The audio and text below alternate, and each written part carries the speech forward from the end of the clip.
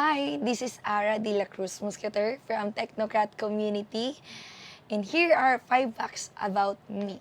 Paano ako nag-join sa EC?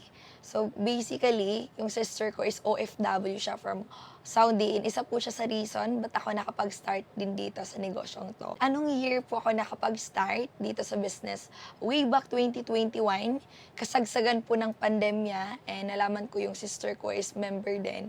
Isa din po ako sa nag-member din niya and naging part din sa community na to. Bakit din ako nag-join sa AC? Actually po, isa lang din ako sa mga nakapanood lang din sa mga Zoom po natin, and isa lang din sa mga na-inspire, na-amaze po sa mga kwento ng iba and paano rin nabago yung buhay po nila.